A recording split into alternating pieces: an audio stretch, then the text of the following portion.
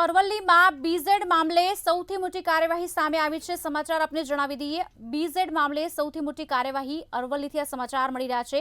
સામે આવી રહી છે આ કાર્યવાહી। સમાચાર અરવલ્લીથી મળી રહ્યા છે, જ્યાં બીઝેડ કૌભાંડ મામલે કાર્યવાહી કરવામાં આવી છે।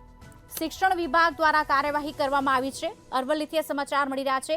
વિદેશ જનારા શિક્ષકોને નોટિસ ફટકારવા કાર્યવાહી કરવામાં આવી છે। શિક્ષણ વિભાગની મંજૂરી વગર પ્રવાસ કરનાર સામે તવાઈ બોલાવવામાં આવશે।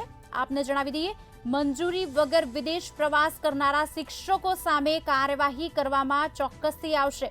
શિક્ષણ અધિકારીએ નિયમ અનુસાર કાર્યવાહીના આદેશ પણ કર્યા છે। અરવલ્લીથી આ સમાચાર આપને જણાવી દઈએ, જ્યાં બીઝેડ મામલે શિક્ષણ વિભાગ દ્વારા કાર્યવાહી કરવામાં આવી છે। મીડિયામાં અને અન્ય માધ્યમોથી જાણવા મળે છે કે પોન્જી સ્કીમોમાં અલગ અલગ વ્યક્તિઓએ રોકાણ કર્યા છે। તે સંદર્ભે જે લોકોના નામ અથવા જે શાળાઓના નામ વર્તમાનપત્રોમાં આવ્યા છે અથવા તો મીડિયામાં આવ્યા છે, તેવા શિક્ષણ સાથે સંકળાયેલા, અમારી સરકારી પ્રાથમિક શાળાના શિક્ષણ સાથે સંકળાયેલા શિક્ષકોના અમે રૂબરૂ બોલાવ્યા છે, એમના નિવેદન લીધા છે।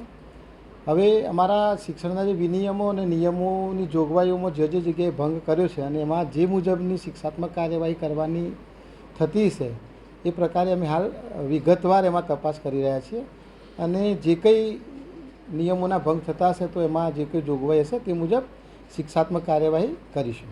સર, આપણે જેમની પૂછપરછ કરી એની અંદર કોઈ એજન્ટ હોય અથવા તો કોઈ પરમિશન હોય કે ક્યારેક નજીકના સમયમાં વિદેશ ગયા હોય એ બધાની ડિટેલમાં તપાસ ચાલી છે। અત્યારે હાલ પણ અમારા ટીપીઓસ છે, અમારા તાલુકા પ્રાથમિક શિક્ષણ અધિકારી છે, એ પણ ફિલ્ડમાં છે ને આવી ચકાસણી કરી રહ્યા છે। ડિટેલમાં તપાસ કરીશું અને જે કંઈ જોગવાઈનો ભંગ કર્યો છે એની જે કંઈ શિક્ષાત્મક કાર્યવાહીની જોગવાઈ છે તે મુજબ કરીશું। નિવેદનો પણ મેળવ્યા છે, નિવેદનો મેળવવાની પ્રક્રિયા પણ ચાલુ છે।